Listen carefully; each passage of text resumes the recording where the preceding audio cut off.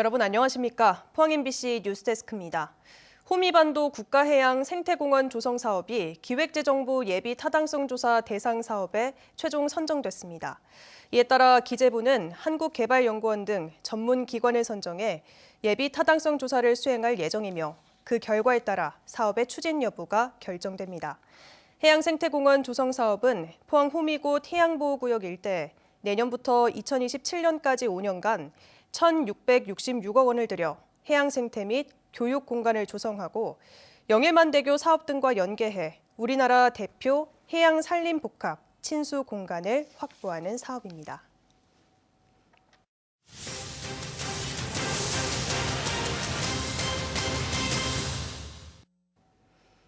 포항 MBC 송년기획 되돌아본 2022. 오늘은 두 번째 순서로 포항에 유례없는 피해를 남긴 태풍 흰남노를 정리합니다. 추석을 앞두고 들이닥친 태풍에 포항에서는 10명이 목숨을 잃었고 주택 만여 채가 침수됐습니다. 또 지자체의 재난대응 부실 논란으로 경찰 수사는 물론이고 한마을이 공동소송에 나섰습니다. 아직까지 집으로 돌아가지 못하거나 삶의 터를 복구하지 못한 주민들은 한숨만 내쉽니다. 배현정, 이규설 기자가 차례로 보도합니다. 태풍 흰남노가 지난 9월 5일 밤부터 6일 오전까지 포항을 휩쓸었습니다. 시간당 100mm가 넘는 많은 비가 쏟아졌습니다. 주민 4,700여 명이 대피했고 주택과 상가 등 11,000여 곳이 침수돼 2천억 원이 넘는 재산 피해가 발생했습니다. 한 방울 내 나온다. 하면 며칠 내 나오나. 전기 애언들었지. 물 없지. 망고고사이다. 망고고사이다. 그래. 태풍은 포항에서 무려 10명의 인명 피해를 남겼습니다. 그중 8명이 숨진 지하 주차장 참사의 원인을 밝히기 위해 경찰 합동수사본부가 꾸려졌습니다. 유가족들은 포항시의 과도한 하천 정비 사업으로 발생한 인재라며 진상규명을 촉구했습니다.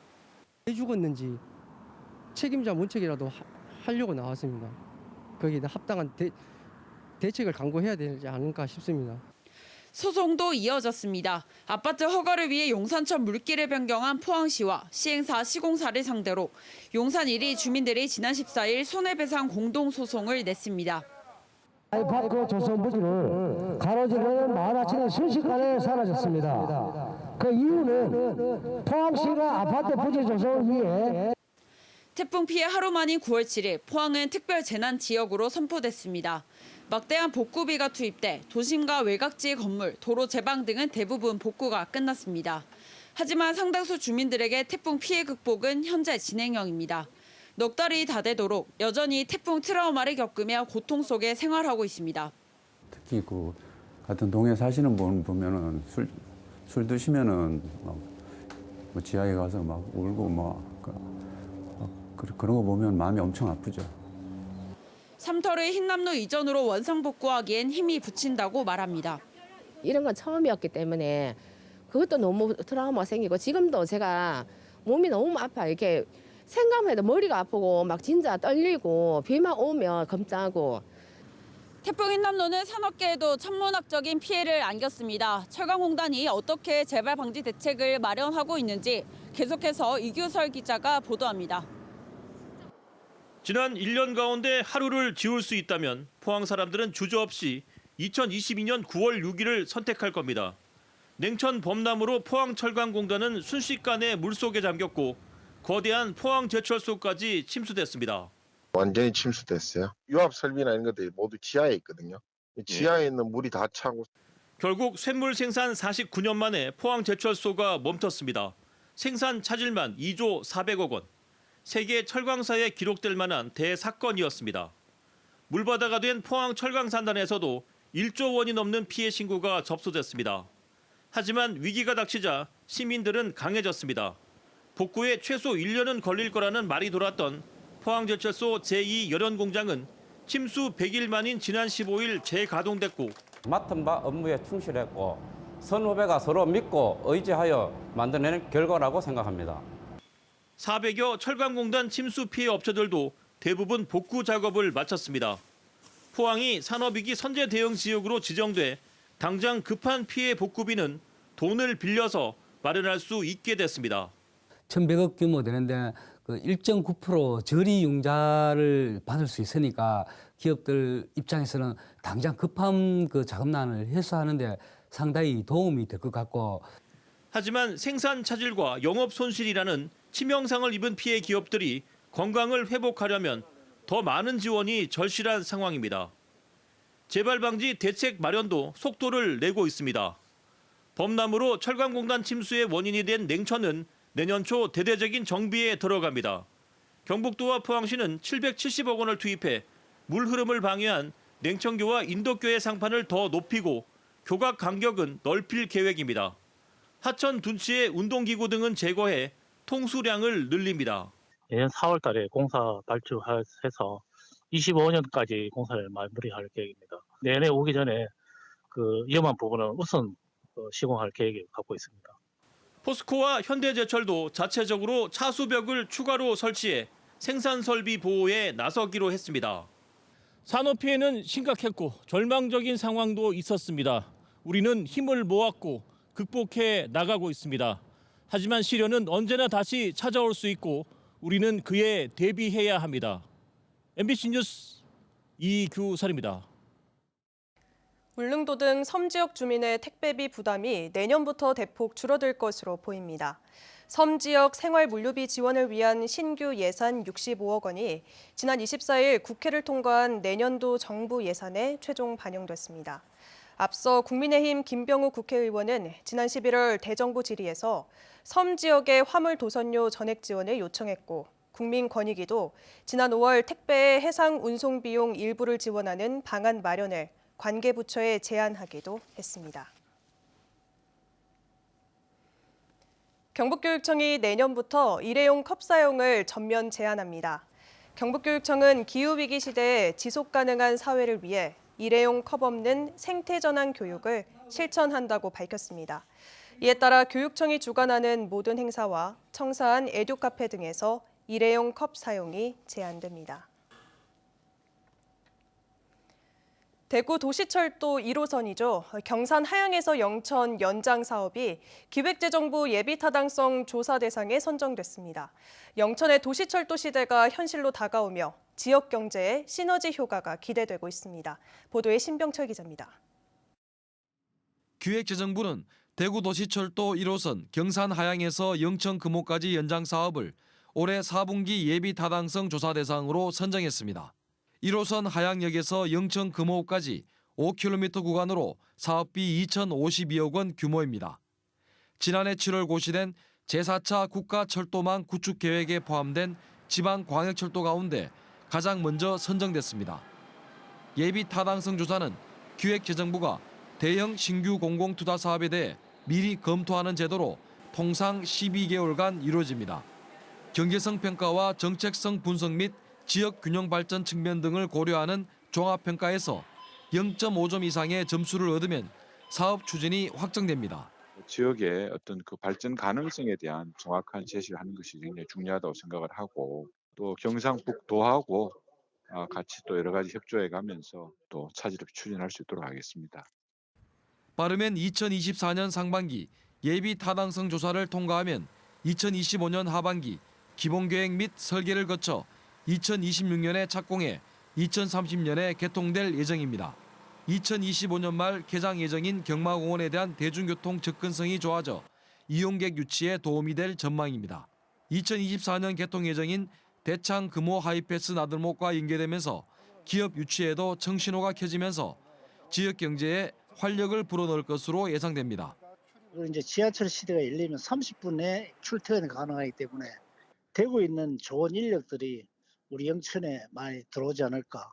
또 기업에서 그만큼 또 좋은 인력을 받아들여서 할 것 같으면 전체적으로만 윈윈 효과가 있지 않을까 그런 생각을 하고 있습니다.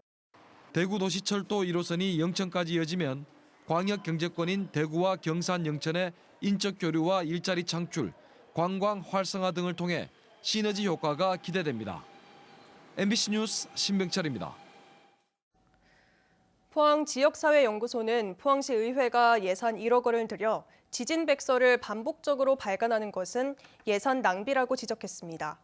포사연은 오늘 성명을 통해 단행본 포항지진과 지열발전과 책자인 누가 어떻게 포항지진을 만들고 불러냈나를 통해 지진을 잘 정리했고 이미 포항시와 포항유발지진 범시민대책위원회가 발간한 백서로도 충분하다며 이같이 주장했습니다.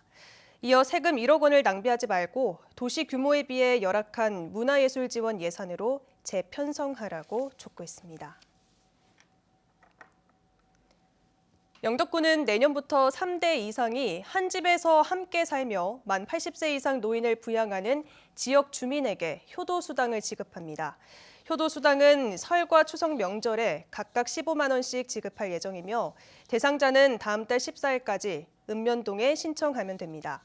경북도 내에서 효도수당을 지급하는 지자체는 상주시와 울진군에 이어 영덕군이 세 번째입니다.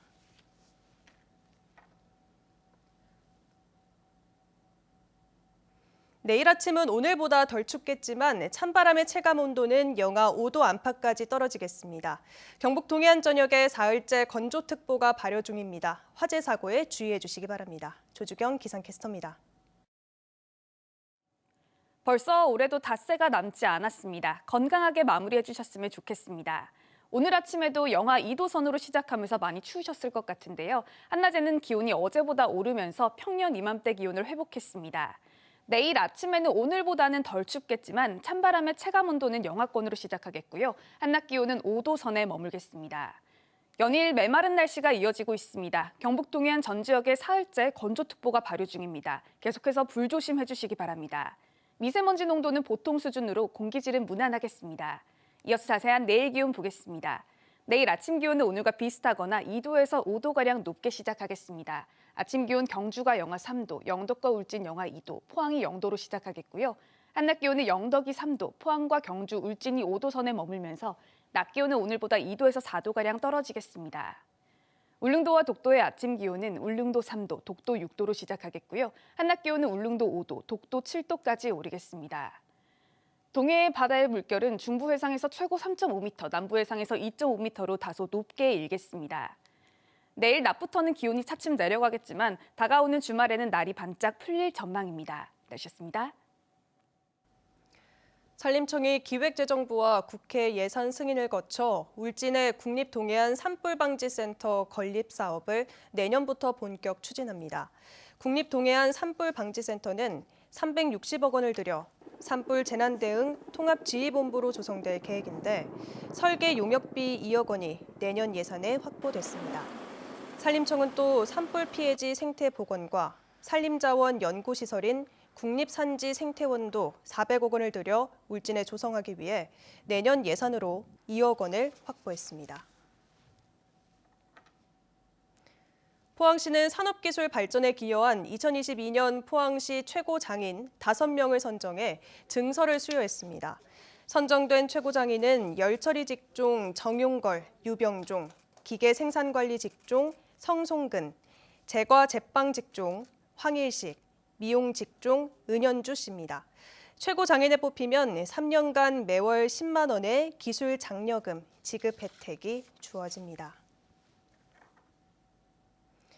경주시가 올해 각종 공모에 64개 사업이 선정돼 5,035억 원을 확보했다고 밝혔습니다. 이는 지난해에 비해 15건, 3,950억 원이 늘어났고 지난 2018년보다 9배 늘어난 것입니다. 선정된 주요 공모는 산업단지 대개조 사업 3,322억 원, 스마트 관광도시 조성 사업 90억 원, 고령자 복지주택 사업 194억 원 등입니다. 음식점 원산지 의무 표시 대상 수산물이 현행 15종에서 내년 하반기부터는 20종으로 확대됩니다. 의무 표시 대상으로 추가되는 수산물은 가리비와 우렁생이, 방어, 전복, 부새 등 5종입니다.